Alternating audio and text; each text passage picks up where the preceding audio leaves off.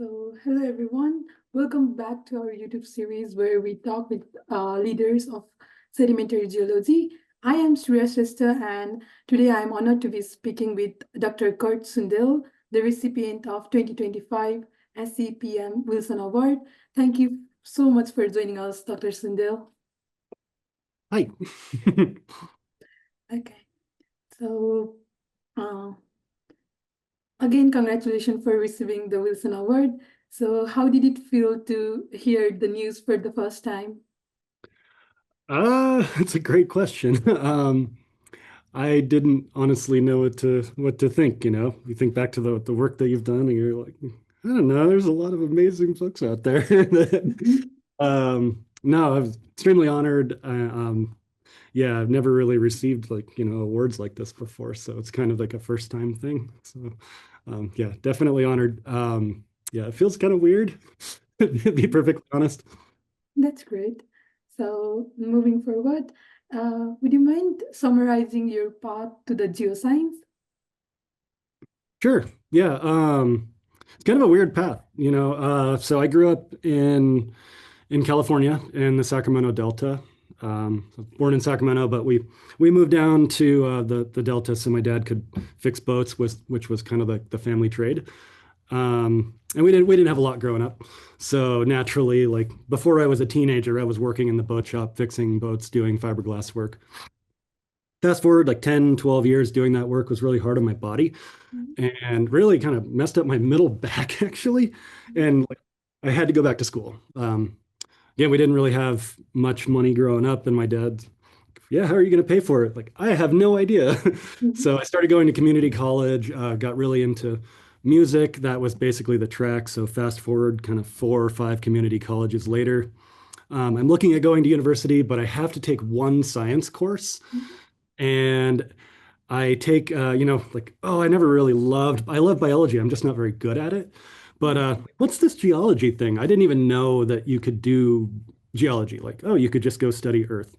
So I took a geology class, and the teacher I had, Wiedemann, well, Miss Wiedemann back in the day, um, she just changed everything. So in 2 weeks, I remember approaching her, asking her, like, how do I get into this major? What do I have to do? So I became a double major, ended up moving on to Davis, UC Davis, found research there with Eric Cogill and Mike Oskin, and they sort of pointed me toward University of Kansas, where I ended up doing a master's. And yeah, that's how I really got into it. Then I actually left the academic world for a minute, went into oil and gas. Um, there really wasn't my cup of tea. Just having that many bosses. There's a lot of good in the industry, but I missed the teaching and the research, Mhm. and so I went on for a PhD, and then was fortunate enough to move on to a postdoc, and then finally land here at Idaho State. But yeah, kind of a weird, Yeah. weird in. But I feel like a lot of geologists, geoscientists have that. They discover it. They don't go in knowing they're going to do it. Most people just don't know about it, I would say. Yeah, kind of That's a a weird great, in, but it all comes back to Danielle. Mhm. She's just the best. That's a great transition and a fascinating journey. So, speaking of your career, so what are you most proud of in your career? Yeah, so before becoming a faculty member and having, graduate students, it used to be like, oh, the field work, and then disseminating the science, writing a paper. That was always like, yeah, that feels good. And, you know, getting your first grants. But nowadays, I've been teaching here for, this is, gosh, wow, I'm going on my 5th year. Um, and it's the students. I mean, particularly like, it's all about student training, right? Especially graduate students. Um, it's the writing. Watching them grow as writers is probably, I mean, it's amazing. We just had one of this, my former students just got a paper published, and it's like nothing feels better than that to see them take it to the finish line. To see them take it to the finish line, even if they don't publish, that's great. They still come out, especially out of our program. As a strong geoscientist, but something about the writing is just watching them grow as writers is it's really special. That's inspiring. So, you must have achieved so much in your career. So, but I'm sure there were some also some challenges. So, where are the challenges or setbacks that turned out to be a valuable experience for you? Yeah. Gosh, I always think about field stuff, but but really, honestly, it was trying to get a job teaching. That was Mhm. probably the biggest hurdle. Um, I did a postdoc for a long, long time, so I was extremely fortunate to have sort of a fallback plan. But as a postdoc down at University of Arizona, I could teach some, but it wasn't I didn't have a regular teaching schedule. And for me, like if I didn't have that, I'm not teaching comes first for me. So it took me 4.5 years or something of trying to find a job. I think that's pretty normal, how competitive it is. You're competing against like some of your best friends. Mhm. It's kind of awkward in that way. But so I was looking at like community college teaching. Um, and there were moments where like, am I even supposed to be in this academic world? Should I just go back to industry? Remember chatting with my wife, should I just go open a brewery somewhere in Kansas? But I feel like I lucked out. I found a job here in at such a special place, Idaho State. So no, it's yeah, definitely extremely lucky to have found it. But in that time though, it meant I got more time to spend with George Garrels, my postdoc advisor, and Mark Pekka, the Lasertron lab manager, and all the wonderful people down there, and interacting with just the University of Arizona folks. So definitely it all worked out. And I got a lot out of it out of that time. So, but yeah, I mean, the struggle is real trying to call it a job. Mhm. Um, so it's a competitive landscape. So I'm extremely fortunate. That's so great. So, if you could go back in time, is there anything you would do differently? A bunch of interpretations on certain papers. No, I'm kidding. Well, I'm kind of not kidding. Um, there's some things. I mean, honestly, I would have gone back to school a lot earlier. That's a big one. So a bit non-traditional there, and like not, you know, having the means or knowing that I didn't need the means to get my foot in the door into sort of education at all. So I would have gone back a lot earlier. That's probably the biggest one. Um, I mean, given that I'm sitting here, I'm like lucky enough to have the job that I do. Mhm. Not really. Uh, there's I've been extremely fortunate with the mentorship I've had along the way. The folks I've known from undergrad to masters and so on, PhD and postdoc. But yeah, so the people have been huge. Maybe not different, but more collaborations with the different places that I was at. I could think of a bunch of little things, but really, it's Mhm. starting my education earlier would have been a big one. That's great. So, moving on to your day-to-day life, how do you manage your time and maintain work-life balance? That's a tough one in academics, right? I mean, Mhm. but part of it's like so much of like the research especially feels the work is there, but it feels like a hobby in a lot of ways. But I think back to grad school, and you push so hard, you work nights and weekends and all of this stuff, but as you sort of move on, and you develop as a professional, you get more efficient, right? And so I don't need to necessarily, work until midnight on a Saturday and just Mhm. papers and proposals. You figure out ways to fit that in the day, along with your teaching and student training. But so yeah, like kind of backing off of the nights and weekends, spending more time with friends, family, that sort of thing. Yeah, that's incredibly important.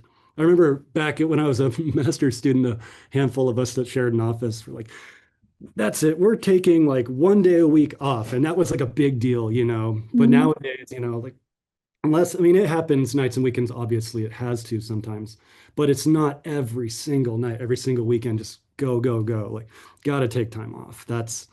And then figure out ways to be more efficient. And if some things have to be cut, then you just prioritize, right? Otherwise, I mean, it's just not sustainable. Like, think like mental health wise and all that. Like, you just can't keep going at that level. Some people can, but I had to back off a bit. Mhm. But I think I'm just as productive as I was. Um, but it's yeah, it's an efficiency thing, really. Um, so that's yeah, I don't know what else to say Yeah, about. that's helpful to know. Moving forward, what unexpected skills have helped you be essential at your job? That is something that you did not anticipate would be an asset.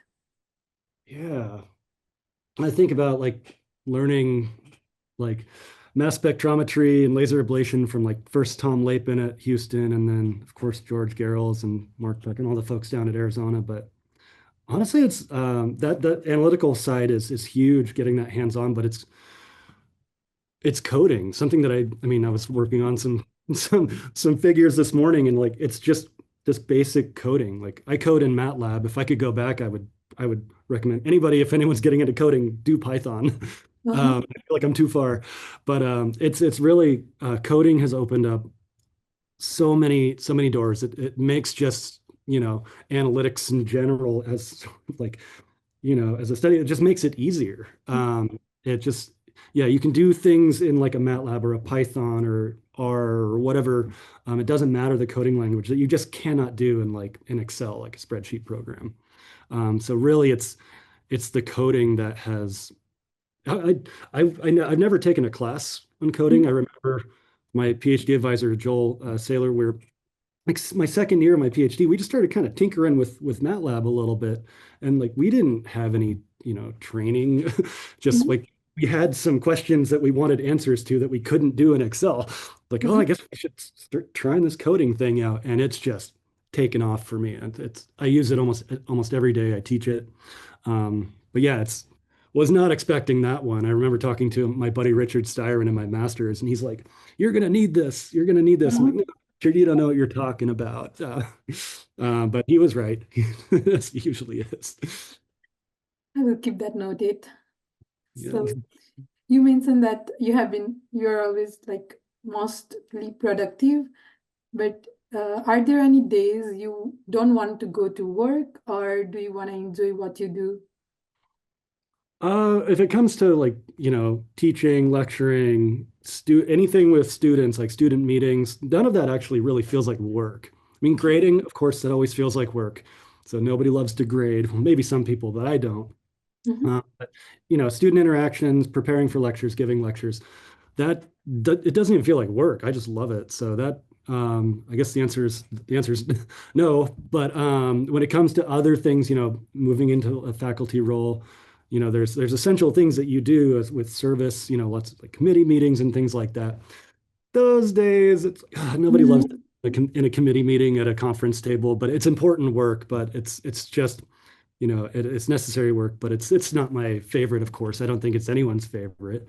But yeah, student related things, teaching, research, always like it always like I never dread coming in, not even close. But I wouldn't say I dread the service either. It's just it's a different thing that you have to do once you get to a faculty role. So, but yeah, teaching never doesn't feel like work. No way. Wow, that's really inspiring. So, looking beyond your own experience, let's talk about the field of geoscience as a whole. So, in your opinion, how has the geoscience field changed over the years? Gosh, I think about like, I mean, geoscience, but science in general. Mhm. I mean, we have a little tectonics reading group that we have students and faculty, and are reading a bunch of papers from the 70s right now. And that wasn't that long ago, but the landscape of doing research, especially in the geosciences, has changed. Everything's at your fingertips now, right? And so Mhm. you Yeah. think about, I mean, with the internet and all of that, that's imagine like you look back on earlier works, even just a couple few decades ago, and how like when I first started, like I remember doing interlibrary loan, and I know that still exists, but like we just everything's at your fingertips. It's more accessible. But you look back at these earlier works, wow, that must have been even harder. Like physical copies of everything, whereas everything's so digital now. Which is there's good and bad there, but I think the research landscape, particularly for geoscience, has changed a lot. I think a field focus. I only see this peripherally and talking with friends at conferences and things like that. And fewer people have like field camps. Mhm. We have a solid field camp here, but we have to bring in lots of other people because they don't have programs anymore. They've been shut down for whatever reasons, like liability or other reasons, lack of funding. But I guess concerned a little bit that the field focus is not going away, but there's less focus on it. There's a trade-off with other things, but I mean, it's so important to go look at the rocks, Mhm. in my opinion. But Yeah, it is. I hope it hasn't changed, but peripherally, you know, maybe it has a little bit there. That would be the other one. That sounds great. So, what emerging technologies or methods do you think will most transform sedimentary geology in the next decade? Oh gosh, I mean, thinking about digital things and computational advancements, the whole AI kind of Mhm. craze, all of that. Certainly that's going to change the game, right? In sedimentary geology, geosciences in general, but science in general. The writing is, I always come back to writing. It's so important. There's some concern there with the Mhm. whole GPT and all of this stuff. But with good scientists write well, and they write their own words. So I'm not as concerned as a lot of people, but certainly the whole AI, everything that's going to change the game. These are tools that they can be extremely useful. Think about coding; they're incredibly useful for that. Um, but applications and technological advancements. I mean, think about like laser ablation, ICP-MS, uh, as applied to zircon. That came around like the late '90s to early 2000s and really applied from there, and it just changed the game for sediment provenance and among many other things. But technological advancements, computational advancements, yeah, it's going to be exciting to see what happens, where we're at just in 5, 10 years even. It's going to be, yeah, the analytical advancements alone are Mhm. they're exciting. Do you think AI will have any impact on the job in the geoscience sector? Um, Probably, I feel like it's a part of every job advert now, Mhm. horse included. But there's not like a huge focus on it in some cases. Some people are all some groups are all in, some are sort of, I don't know, dipping their toes. As far as like, yeah, like the like sort of getting employed, is it a necessary thing? I think it's too early to tell. Um, I don't know. I feel like there's a lot of old school kind of like geology field based things where like, yeah, it's not touching that, but even there, it will, Uh, but yeah, it's hard to say. I don't know. That's fair. So, do you think geoscientists are doing a good job at outreach to non-geoscientists? And Mm, what can we do better? Oh gosh, yeah, come back to science as a whole. I mean, especially geoscience, like we have our own dictionary, right? Like I Mhm. think as we all speak different languages, that's I mean, science, any subject in science has its own sort of jargon and language. Um, I think, you know, bridging that gap, like, like the rest of society and science society is tough because of language. So focusing on that, I think is important. What's the mechanism? What's the vehicle? And like don't want to go into a political world here, but and when science is maybe poo-pooed sometimes, Mhm. lack of a better word. Um, so how to actually start that conversation, continue even start or continue a dialogue. I think that's step one. Something that we do is like elementary school outreach, that sort of thing, high school outreach. That I think is incredibly important. I remember, like I mentioned earlier, I didn't know what geology was really, like that it was even like a science that I could go into Mhm. until I was in community college, right? Yeah. Uh, if I had met an earth scientist, I can imagine myself in like fourth grade. I think I would have been pretty excited, um, just like the natural world. But I think outreach is incredibly important. Obviously, the societies, like the SEPMs, the GSAs, AGUs, that there's a lot that they can do as well, but what's the mechanism? I don't have a good answer on that. The best I can come up with is, like sort of younger student like outreach, like elementary in particular. Yeah, there's like getting kids excited about science in general, not just geoscience, but just science as something they can do. Mhm. That's cool. So finally, for students and early career scientists, Mhm. um, with challenges in securing job opportunities, why should one consider a career in geoscience today? Oh gosh. So I'm teaching like this intro class right now, and I scream it from the rooftops, like there's something for everyone. Like, and I think back to my first lecture this semester. It's not just a bunch of people wandering around the mountains banging on rocks. I mean, I do that a lot, but that's Mhm. not the only thing. Thinking again about technological advancements, there's something for everyone. I think about my friends that are in the academic world. That's one flavor. That's education. That's professional development, student training. That's a thing. But then there's, you go into industry and any flavor of it, right? Like I have friends in the sort of environmental world. They do great work and they love it. Folks in the oil and gas world. I mean, I was in Houston for a long time. There's a lot of work to be done there. I mean, the geotechnical world. So it's, if being outside, out wandering around in the mountains, banging on rocks isn't your thing, there are so many other aspects of geoscience that you can do. It's very approachable in a way I'd say it probably wasn't like, I know, 40, 50 years ago, right? Mhm. Um, so I mean, that's a net positive, definitely. But yeah, there's something for everyone, but also, I mean, it can be, and I don't particularly I'm not in it for them, going to teaching for money, but you know, there are some very lucrative tracks you can go down. I'm thinking again, the petroleum industry that I was in for a while. Um, but even if it's, you can make a very good living, like friends that I have in like mining, for example, or the environmental folks at geotechnical, they do very well. It's good work, it's important work. And there's always, that's the other thing, there's always a demand.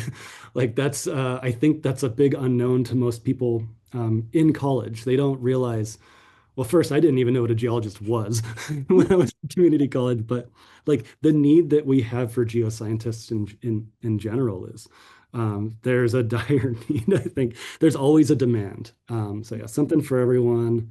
And yeah, we're always going to be in demand. So you can make a great career, a great living, a great life doing it. Yeah. All right. So finally, so do you have any suggestions or advice to the students who feel intimidated about entering the field? Oh yeah, let's talk about imposter syndrome. Yeah, just check it at the door. Um, Seriously, I mean, the whole like intimidation thing, I'd say like, I mean, just keep working, keep writing, learn how to code, just keep reading. I mean, yeah, that's it. I mean, just keep at it. Yeah, just thinking back, I mean, I still have imposter syndrome, let's be real. Like we all like, well, some people don't, and those people good for you. I'd say most probably have some bit of it, but I remember I had it really bad, and I certainly still do. So yeah, just as my music teachers used to say, check your feelings at the door. Just like check that imposter syndrome at the door, and like yeah, just move on with your life and focus on the work. That's great. So, so we are on the end of the interview. So, is there anything you wanna add? Or... Um, no, I mean, thank you for I still can't believe I'm sitting here talking to you and about to go accept this award. It's kind of crazy to me. No, I really appreciate it. Extremely honored. Feel awkward about it, but it's Thank okay. you so much, Dr. Sundell, for sharing your insights. It was really helpful and I really enjoyed it. Cool. It was great to meet you, and yeah, it sounds like you have classes coming up, so Mhm. um,